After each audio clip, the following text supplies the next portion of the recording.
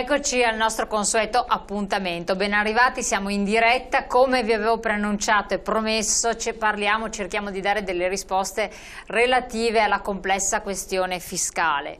Siamo ancora naturalmente in attesa di situazioni più chiare e definitive, tutto è in corso d'opera, fuori tempo massimo come sempre, come era anche da immaginarselo, e quindi con gravi difficoltà per i cittadini per capire, per orientarsi bene su quanto dovranno sborsare, su quanto potranno dedurre e detrarre, ma insomma noi cerchiamo di dare delle risposte, naturalmente con i nostri esperti del CAF CISL, quindi ben arrivata Michela Zorzetto, responsabile fiscale CAF CISL di Venezia, grazie di essere qui con noi, grazie anche a Monica Sartori, responsabile fiscale CAF CISL di Verona. Buongiorno. Ben ritornate, ben ritornato Francesco Maghini, ufficio formazione FNP CISL naturalmente del Veneto. Buongiorno. E quindi i pensionati del Veneto. Telefonate aperte, potete chiamare, potete porre le vostre domande, potete mandare naturalmente anche i vostri messaggi. Allora, vediamo un po' di inquadrare la situazione allo stato attuale, perché già stanotte qualcosa si è mosso, vero Maghini? Sì, ma io vorrei anche fare prima una premessa, nel senso che i pensionati poi rischiano in questa situazione di essere più penalizzati, perché oltre alle riforme delle pensioni, la tassazione sulla casa anche di proprietà, eccetera, eccetera, le tariffe comunali che verranno, e la domanda che i pensionati si stanno facendo: come ne usciamo da questa situazione? Proprio perché anche i pensionati sono tra l'altro coloro che sostengono i giovani, le famiglie, in questa crisi diventano un punto di sostegno anche economico importante. Dobbiamo ricordare che la riforma delle pensioni, che sembrano aver colpito i pensionati, quindi la sensazione che si ha è che siano riforme a perdere per i pensionati, in realtà hanno anche risolto alcuni problemi. Per esempio, hanno abolito le baby pensioni, cioè non c'è più nessuno che con 14 anni, 6 mesi e un giorno può andare in pensione. Dal 1° gennaio tutti poi verranno calcolate le pensioni, dal 1° gennaio in poi, col calcolo previdenziale, quindi la pensione sarà in rapporto ai contributi versati e non ai salari diversificati, eccetera, quindi questi sono elementi di equità. Certo, con le riforme si sono fatte anche cassa sulle pensioni, si sono tagliati per esempio le rivalutazioni rispetto al costo della vita. Cosa ha fatto il sindacato in questo periodo? Ha tentato due cose: primo, di tutelare i salari e le pensioni medio-basse. Ricordiamo per esempio l'istituzione della 14ª per chi ha una pensione al minimo, e ha tentato anche di tutelare le pensioni medie-basse innalzando il tetto entro cui c'è la rivalutazione. Il governo Monti pensava a una rivalutazione solo per le pensioni al minimo, e invece l'abbiamo portato a 3 volte il minimo, quindi fino a 1.400 euro grosso modo lordi mese, c'è la rivalutazione rispetto al costo della vita. Però è vero, il potere d'acquisto dei pensionati sta perdendosi, abbiamo di fronte l'aumento delle addizionali IRPEF, regionali e comunali. Comunali IRPEF, abbiamo l'aumento della tassazione sulla casa. Cosa fare in queste situazioni? Noi ci muoviamo in 3 direzioni. Primo, nei confronti della Regione, perché finalmente dia attuazione alla legge sulla non autosufficienza, ne abbiamo parlato in molte anche di queste puntate, queste trasmissioni.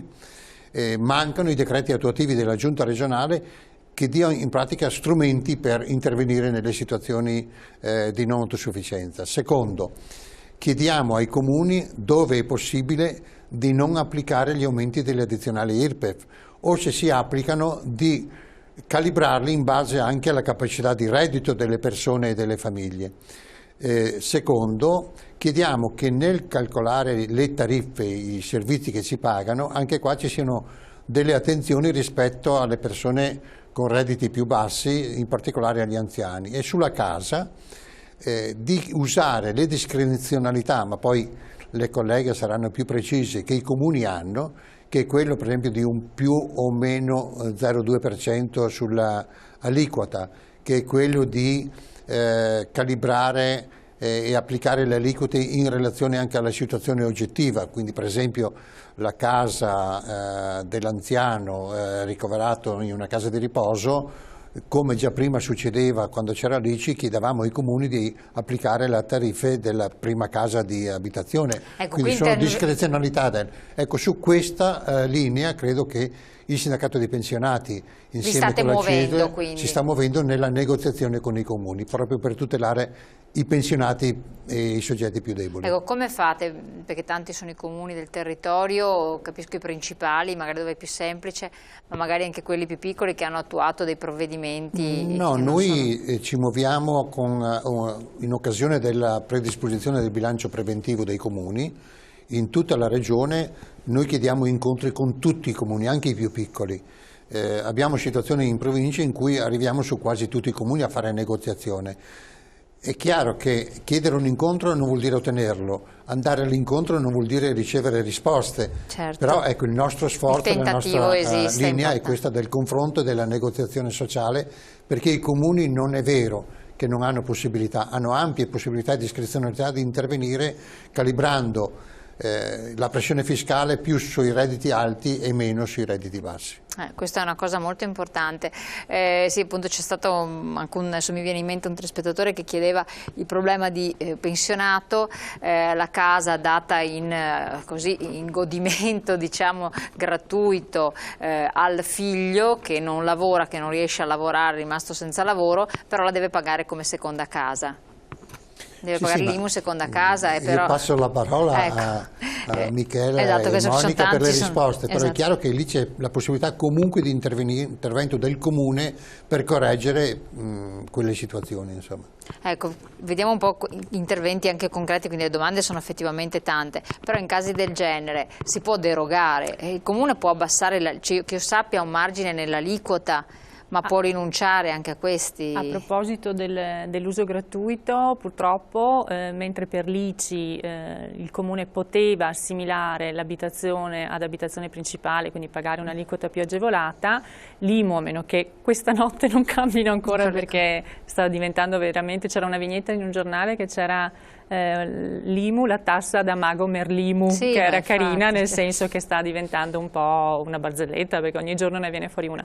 Ad oggi l'uso gratuito non può avere l'assimilazione ad abitazione principale, quindi il caso del pensionato deve pagarla nell'immobile dato in uso gratuito al filo deve pagare con l'aliquota più alta. Come è venuto fuori ad esempio che il coniuge separato che vive nella casa deve pagare lui, chi abita nella casa, non tanto il proprietario che l'ha lasciata. Cioè, il classico moglie e marito si separano, la moglie vive nella casa che era la casa della famiglia, il marito va via, è la moglie che deve pagare l'IMU come prima casa, ma deve pagarla lei, non il marito come era precedentemente con l'ICI. Per quanto riguarda i separati, nell'ICI pagava ognuno in base alla propria quota di possesso.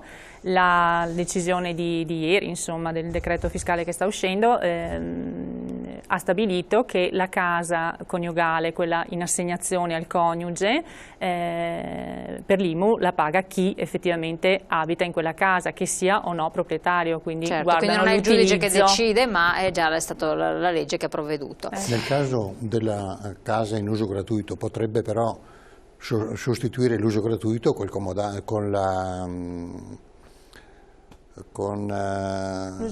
l'usufrutto? È una questione un po' del notaio, è un po' complessa oltre che costosa. Però potrebbe essere la strada alternativa che consente... Però la persona anziana si toglie di una possibilità di utilizzarlo poi, perché l'usufrutto insomma è legale, ha un comunque tempo, purtroppo una durata. Quando si va dal notaio cominciano a girare migliaia di euro perché si va in proporzione anche al valore dell'immobile. Esatto. E bisogna vedere vantaggi e benefici. Sì. Allora, molti casi, questi non solo uno, artigiani, comunque piccoli professionisti, piccoli imprenditori che chiudono l'attività, ce ne sono veramente tantissimi, possono rivolgersi al CAF, potete dare un servizio di questo tipo a chi chiude l'attività e che quindi non ha neanche più soldi proprio per pagare, si vede il commercialista. Noi adesso stiamo facendo la dichiarazione del 2011, se nel 2011 avevano ancora la partita IVA aperta sono incompatibili con il servizio del CAF perché comunque devono chiudere l'anno fiscale come ancora attività autonoma. Se invece l'hanno chiusa entro il 31 dicembre del 2010 sono sicuramente persone che possono rivolgersi a noi per fare il 730 per esempio, se sono diventati pensionati. Quindi per l'anno a venire potranno, assolutamente. Potranno rivolgersi. Quali sono i redditi che si possono dichiarare nel 730? si chiedono a questo punto ancora a Verona. I redditi che devono essere dichiarati nel 730 non devono essere redditi di lavoro autonomo, quindi devono essere redditi da lavoro, redditi da pensione, collaborazione occasionale, naturalmente tutti i redditi che riguardano le proprietà, quindi gli affitti, le case, i terreni, tutte quelle cose lì. C'è la cedolare, che è questa cosa nuova di quest'anno, che consente un po' di risparmiare alle persone che hanno una casa in affitto, perché l'IMU comunque è una cifra ingombrante, quindi la cedolare prenderà secondo me sempre più piede, anche se vogliamo considerare che la novità... La cedolare, attenzione, perché leggevo ieri proprio su un sito che diceva invece che, anzi, o forse è uscito addirittura anche oggi sui giornali, che quelli che hanno fatto la cedolare se la prendono, cioè non hanno nessun vantaggio con l'IMU. Io non ho detto che hanno vantaggio con l'IMU, ho detto che risparmiano un pochino rispetto all'IRPEF, e siccome che l'IMU appunto è diventata più costosa, risparmiare qualcosina sull'IRPEF può avere un senso, soprattutto rispetto al fatto che dal 2013 il governo sembra che abbia deciso che le persone che hanno, e dico sembra perché chissà cosa succederà, le persone che hanno una casa in affitto che non accettano la cedolare, al momento se tu prendi 10.000 euro di affitto paghi le tasse su 8.500, la proposta è di passare le tasse su 9.500, quindi solo un 5% di sconto forfettario, e questo dovrebbe incentivare le persone a scegliere la cedolare prima di subito. Oppure come estrema dico io. ratio e reazione, che a un certo punto aumentano l'affitto agli inquilini, lo fanno in massa con l'associazione di categoria e l'inquilino si trova col cappio al collo e deve ringraziare il governo di questi provvedimenti. La casa di proprietà del figlio a carico la devo dichiarare nel mio 730? No, la dichiarazione dei redditi ha come principio che i redditi sono personali, quindi nel mio 730 dichiaro solo i redditi da me percepiti. Se il figlio è maggiorenne. Il figlio è fiscalmente a carico perché magari ha solo la proprietà della casa di abitazione e non ha altri redditi, quindi per essere considerati fiscalmente a carico bisogna o non avere redditi o averne per un importo inferiore ai 2.840 euro. Quindi posso tenermi nella mia dichiarazione il figlio a carico, ma non devo dichiarare anche la rendita di quella casa che è di proprietà di mio figlio. Lui forse, bisogna vedere la rendita catastale, potrebbe dover fare la dichiarazione dei redditi perché ha solo redditi fondiari, quindi solo reddito della casa di abitazione per un importo superiore ai 500 euro. Però nella mia dichiarazione io metto solo i miei redditi. Perfetto, sempre figli. Posso integrare, c'è un'unica eccezione che riguarda i minorenni, perché se questo figlio la signora è rimasta vedova e ha ereditato il figlio ma ha 10 anni, 12 anni, 15 anni, sino che non raggiunge la maggiore età, si chiama una cosa diritto di patria potestà, per cui il genitore deve per forza imbarcare, come dico io, le proprietà nel proprio 730, quindi bisogna vedere quanti anni ha. Attenzione quindi a questo discorso. I minori non possono viaggiare da soli, le proprietà dei minori vanno dichiarate dal genitore fino al compimento del 18° anno di età. Che non è cosa da poco. Allora, pubblicità, però prima pubblicità faccio un'altra domanda che riguarda sempre i figli. Per i figli che non hanno reddito posso chiedere la detrazione IRPEF solo se conviventi con me, e fino a che età? Caso tipico dei figli che magari possono domiciliati con l'università. Residenti ovunque. Esatto. Figli e coniuge sono a carico a prescindere dalla residenza, quello che conta è il limite di cui parlava Michela prima. Quindi questa è un'altra cosa molto importante. Allora, andiamo a dare altre risposte a delle domande che sono pervenute, immagino anche alle sedi CAF principali, ma anche a noi direttamente. Andiamo in pubblicità, torniamo tra poco.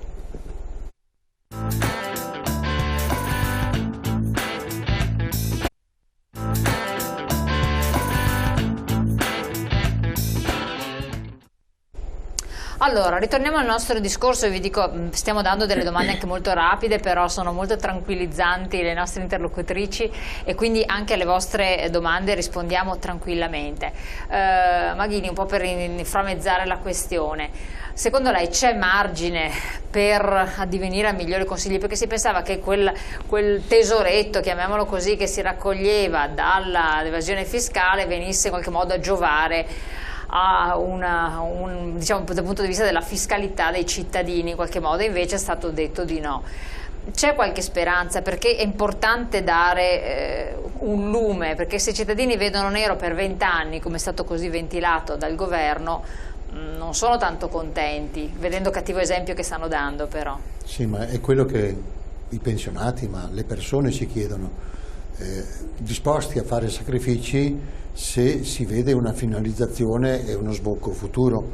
Il problema è che finora tutti gli interventi che si sono succeduti sono interventi di contenimento della spesa, di tagli, di servizi, eccetera, eccetera. Non ci sono ancora interventi per lo sviluppo e l'occupazione.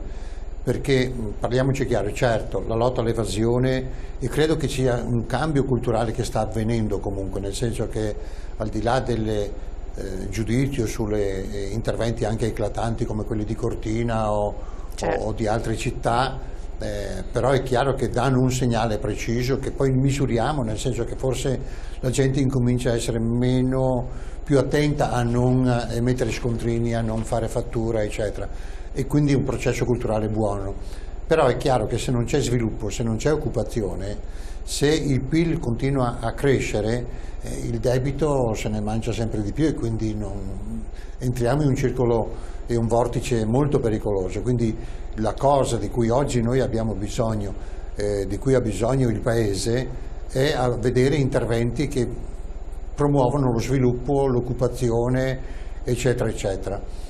Vorrei ricordare che per esempio un segnale positivo, Repubblica oggi lo riporta sul giornale di oggi, quel dirigente di un'azienda fallita a Padova che riparte e riassume 15, quindi sono questi segnali positivi che vanno rafforzati, però vanno anche sostenuti, perché non è possibile, come denuncia, di aver atteso 7 mesi prima che l'Enel ridia il riallacciamento, insomma, non è possibile non avere il credito rispetto a queste iniziative, quindi servono interventi che favoriscano l'occupazione e lo sviluppo. Solo allora si potrà vedere un po' di sereno. Assolutamente. Una domanda di un telespettatore, chi di voi vuole rispondere, diceva appunto: ma è possibile, se aumentano sempre più le tasse, però c'è meno entrata, meno lavoro, meno produzione, meno spesa, entrano anche meno per lo Stato, cioè ovvio, consumi di meno, meno IVA. Certo, le famiglie dovrebbero avere a disposizione ovviamente più denaro per dare anche sostegno all'economia. Per spendere i soldi bisogna averli, è elementare, ma è così. La cosa tragica è che, fatto 100 le entrate fiscali, il 94% è dato da pensionati e lavoratori dipendenti, solo un 7% tutto il resto, autonomi, artigiani, liberi professionisti.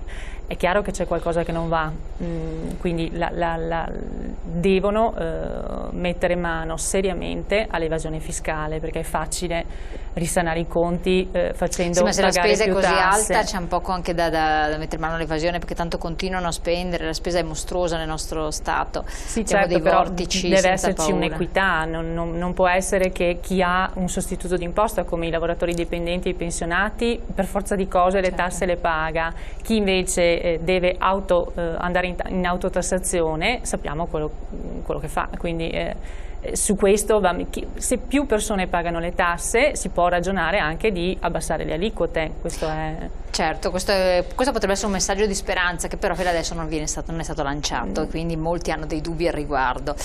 Allora, cosa cambia rispetto all'ICI, tra l'IMU e l'ICI per la prima casa? Tutto. Tutto. L'unica cosa che al momento non cambia è questa rendita catastale, anche se negli ultimi giorni hanno già cominciato a lanciare il messaggio di come verranno ricalcolate, quindi ci aspettiamo che per fine anno venga proprio rivisto il mondo delle rendite. Tutto, ma cambia il metodo di calcolo, per cui c'è questo 160 come moltiplicatore anziché 100, e poi queste aliquote che sono completamente diverse hanno stravolto il concetto di abitazione principale. Le case di riposo al momento è ancora una opportunità che è lasciata ai comuni, gli usi gratuiti, l'abbiamo visto, non esistono più, non c'è nessuna tutela al momento per quanto riguarda le famiglie che hanno i figli disabili, hanno stravolto tutto. Tener conto che poi adesso si valutare i metri quadri, quindi non più i vani, quindi anche adesso questo. Stanno già pensando dei moltiplicatori sui metri quadri, anche tutto agganciato, dov'è il fabbricato, che tipo di zona è, che tipo di canone di locazione ci si può permettere in quell'appartamento per poter procedere ad una nuova rendita. Dicono che non sarà peggiorativa, staremo un attimo a vedere come si faranno i calcoli per capirci qualcosa anche noi tecnici, se vogliamo definirci così. Ecco, infatti tra un po' arrivano i momenti delle dichiarazioni dei redditi, andrei col 730, ma se nemmeno i tecnici ci capiscono qualche cosa, che cosa può aspettarsi il cittadino? Intanto di pagare, cioè è assurdo questo. Sull'IMU, lo dicevo prima, la scadenza è il 18 giugno, cioè manca poco, è dopodomani praticamente. I CAF hanno una mole infinita di persone che si rivolgono, per fortuna, per nostra fortuna, per la compilazione della dichiarazione dei redditi, e il nostro obiettivo era quello di riuscire a fare anche il calcolo dell'IMU, in modo che la gente non venga 10 volte negli uffici, 10 volte ad aspettare, a prendersi magari ore di permesso, eccetera, eccetera. Solo che oggettivamente non siamo in grado ad oggi di stampare il modello F24. Adesso venerdì i codici tributo sono usciti, quindi la modalità di pagamento non sta né esatto, in cielo né in terra. E prima 3 rate, poi 2 rate, adesso insomma è veramente una cosa è anche difficile spiegare poi ai pensionati, ai lavoratori dipendenti che vengono, non mi faccia tornare un'altra volta, ma perché? Ma non è possibile, però di fatto non siamo nelle condizioni di poter ad oggi stampare il modello F24. Quindi fermi là, non andate ancora perché c'è questo problema.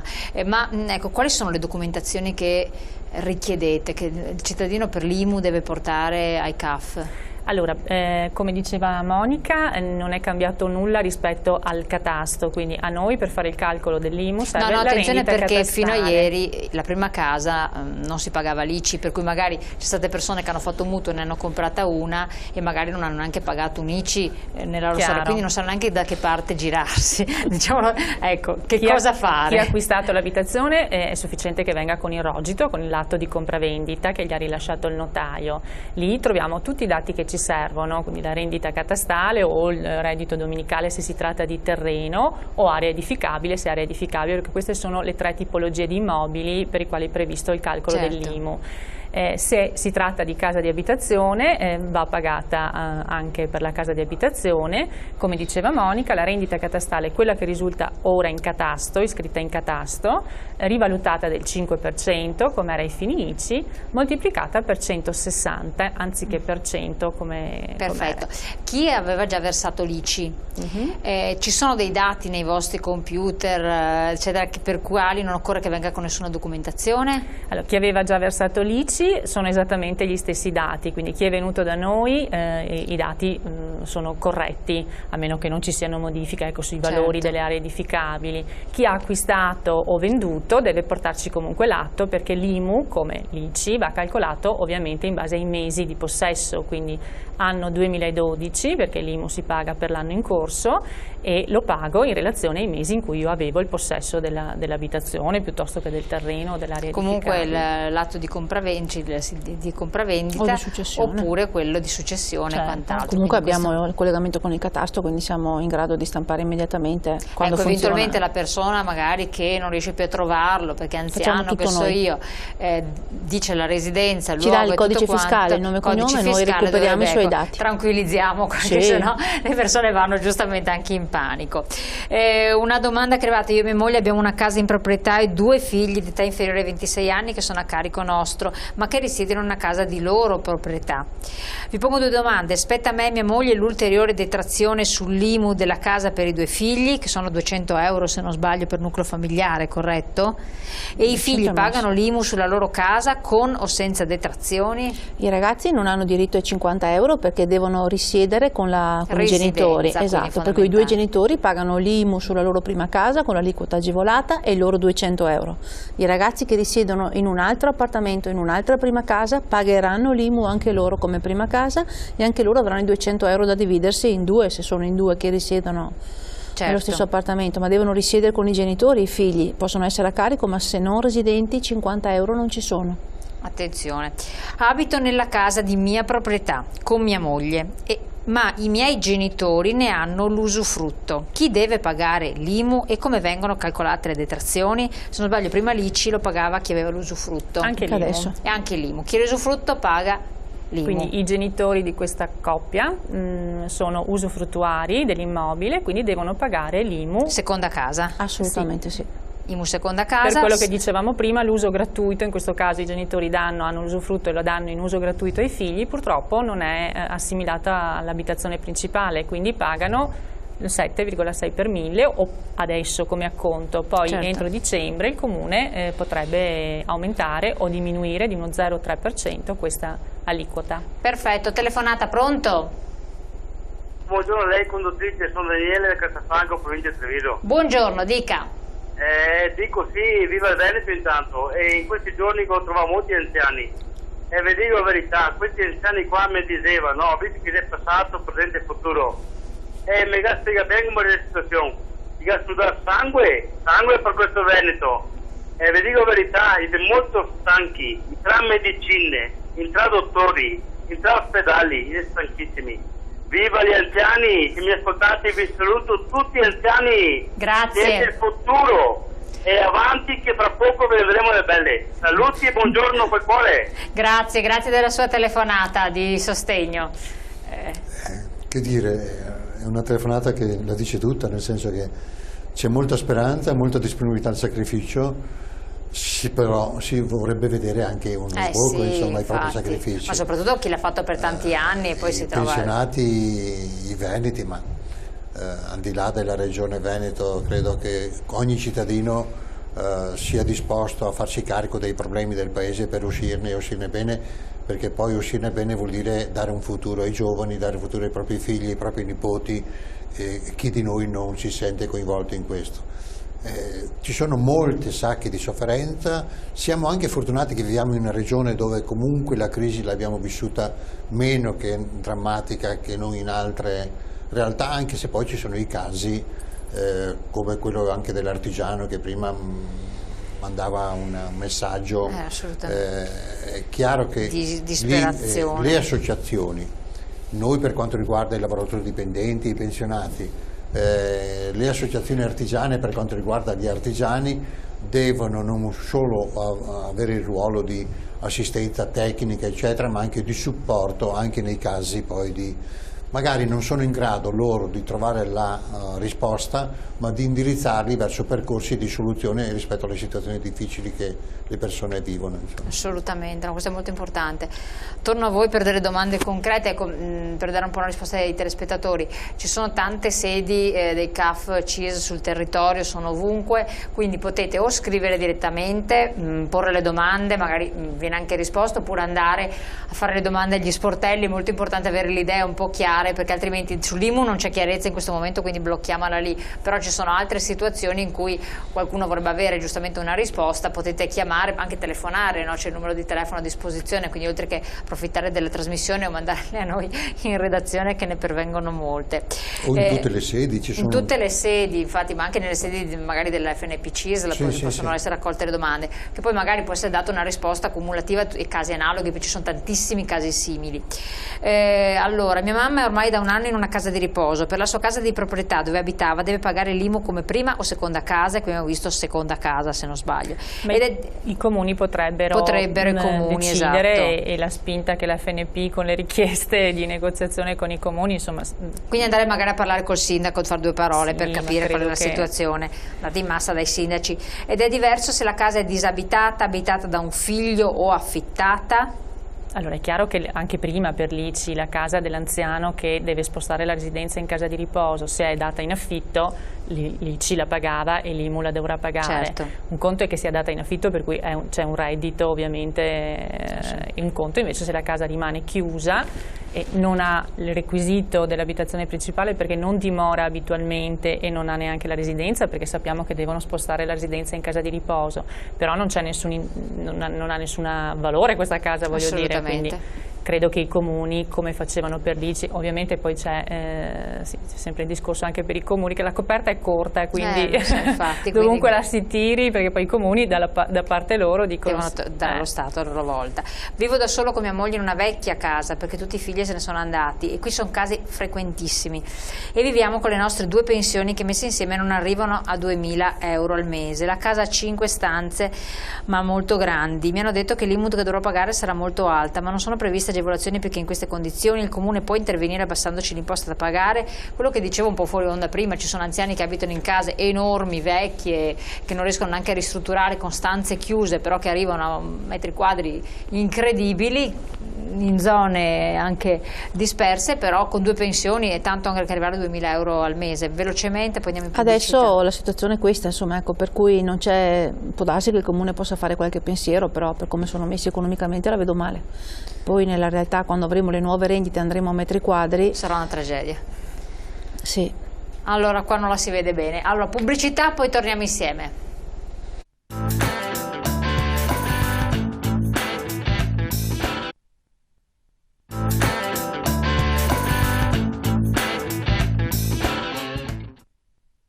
Allora, ci andiamo anche al discorso dei ticket e della soglia tremenda che è stata, che adesso diventa tremenda, che è stata fissata.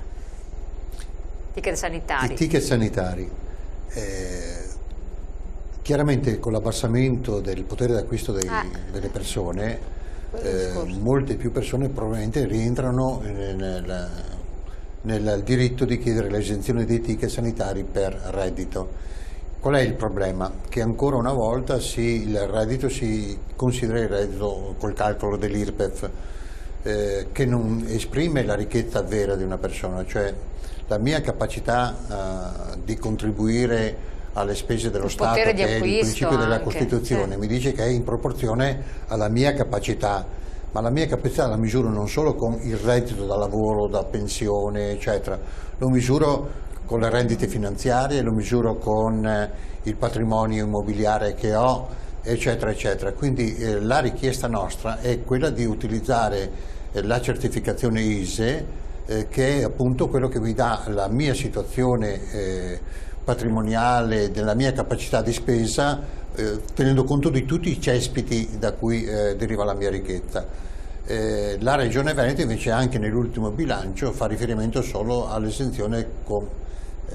Può succedere per cui che il lavoratore autonomo che dichiara un reddito molto basso abbia accesso all'esenzione e dopo magari viaggia in SUV o ha proprietà immobiliari o fa speculazioni finanziarie molto alte, molto elevate, quindi è un criterio di giustizia. Certo, l'ISEE non è perfetto, ha bisogno di strumenti, ha bisogno forse di correzioni, va studiato anche in relazione ai singoli servizi. Faccio un esempio: per la retta dell'asilo nido non devo considerare solo il reddito della madre separata con cui il figlio vive, ma devo tener conto anche del reddito di chi ha il compito comunque di dare l'assegno di mantenimento per il figlio, e quindi forse dovevo mettere insieme. Sì, assolutamente. Quindi si tratta di studiarli e studiarli bene, quindi la composizione del nucleo familiare, eccetera, le fasce entro cui stabilire le soglie di esenzioni o di agevolazioni sono tutte discrezionalità dell'ente, e con l'ente quindi vanno concordati in modo che i regolamenti poi dei servizi siano. Certo. Perché altrimenti avremo che paghiamo tante tasse e poi dopo non abbiamo l'accesso ai servizi o abbiamo servizi quello che diceva adeguati, il messaggio, le tasse le devo pagare, i ricchi non pagare, quelle che stanno soffrendo nel lavoro. Soffrendo nel lavoro sono futuro. Posso aggiungere una cosa su questa faccenda? Adesso quando si chiede il pagamento del ticket ti chiedono più o meno i 29.000 euro per dover pagare più 5 o più 10 euro, quindi devi dichiarare se il tuo nucleo familiare ha più o meno 29.000.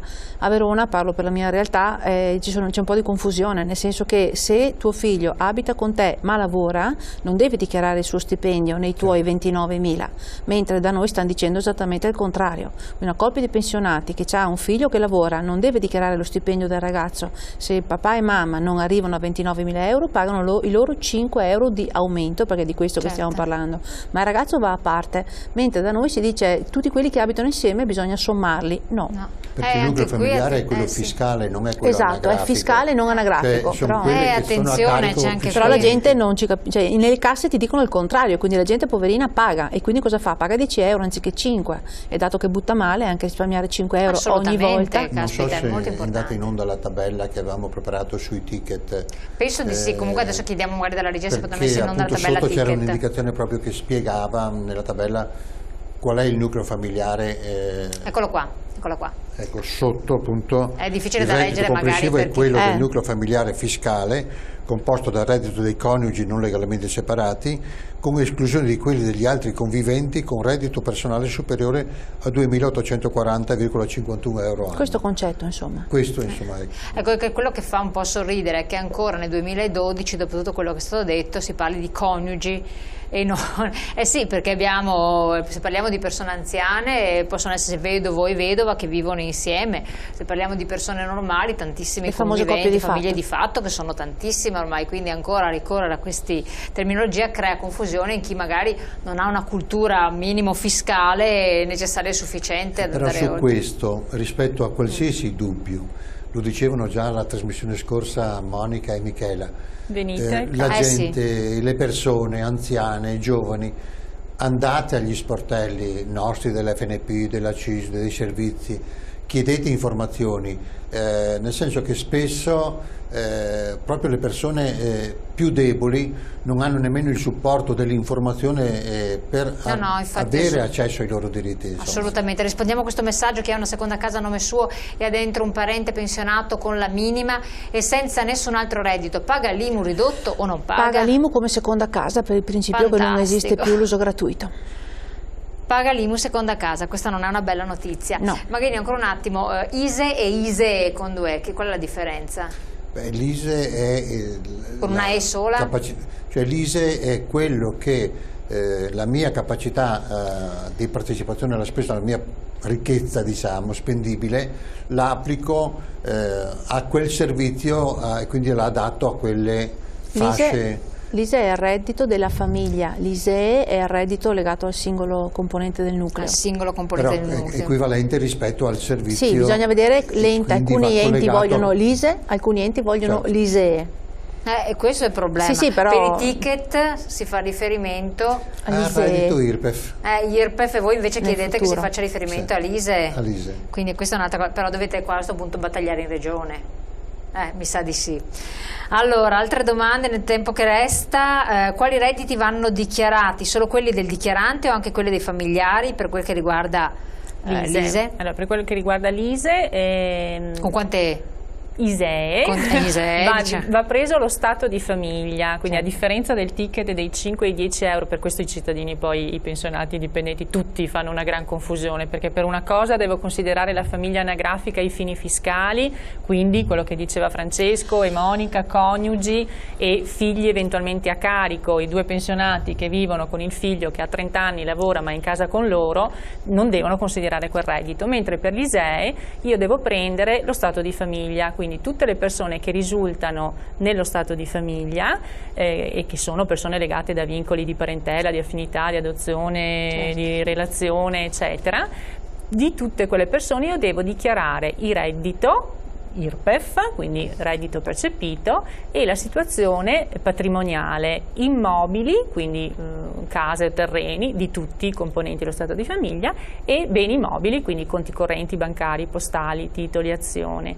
Messo dentro il dato di tutti i componenti della famiglia, l'ISEE, che vuol dire indicatore della situazione economica equivalente, questo è l'acronimo di ISEE, viene calcolato tenendo conto di una scala di equivalenza che varia a seconda di quanti sono i componenti, quindi l'ISEE in sostanza si abbassa più sono i componenti della famiglia, perché se percepiamo 1.000 euro ma siamo in 5, la mia capacità come singolo appartenente a quella famiglia ovviamente si abbassa rispetto al fatto che fossi da solo con i 1.000 euro. Mi viene una battuta da fare, questo, vabbè, no, lasciamo stare.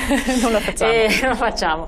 Cosa succede per l'ISEE nel caso di genitori che vivono separati e che hanno l'affido condiviso del figlio? Chi lo deve presentare? I redditi di chi vanno calcolati? Allora, per quanto riguarda gli separati, dipende da chi è il dichiarante di quell'ISEE. Se è la mamma e il figlio abita con la mamma, è stato a lei affidato, indicherà anche la presenza del figlio. Se è il padre, potrebbe dover attrarlo nel suo stato di famiglia perché risulta fiscalmente a carico, ma anche no, quindi dipende da chi è il dichiarante di quell'ISEE. Sicuramente loro due sono separati, quindi non rientrano nello stesso stato di famiglia. Certo. Questo fino a questo è importante dirlo, quando c'è la sentenza di separazione, l'omologa della sentenza, perché fino a quando non c'è la sentenza, e sono molti casi purtroppo di persone di coniugi che non vanno più d'accordo, ma di fatto non hanno la separazione, devono comunque, pur abitando in due alloggi diversi, ai fini dell'ISEE dichiarare i redditi di entrambi. Perfetto, siamo arrivati alla fine. Solo chiedo questo: è obbligatorio per i comuni chiedere all'ISEE per calcolare le rette dell'asilo o per altre agevolazioni sui propri servizi e tariffe? Rapidissima? No, non è obbligatoria, è una scelta. L'esasperazione dei nostri cittadini, sono arrivati diversi messaggi dicendo tante tasse, pochi servizi inefficienti e quant'altro. Purtroppo penso che voi accogliate questa istanza e vi facciate portavoce in qualche modo con anche delle manifestazioni. Vi aggiorneremo su quanto poi anche l'FNPC sta organizzando, vero Maghini? Sì, nel senso che noi abbiamo aperto un tavolo con la regione, abbiamo aperto con i comuni eccetera. e stiamo a vedere che cosa succederà. Vi aggiorneremo come sempre il mercoledì alle 12:40, appuntamento con FNP CISL. Grazie di essere stati con noi, grazie ai nostri ospiti e naturalmente a voi di aver partecipato. Ci vediamo domani.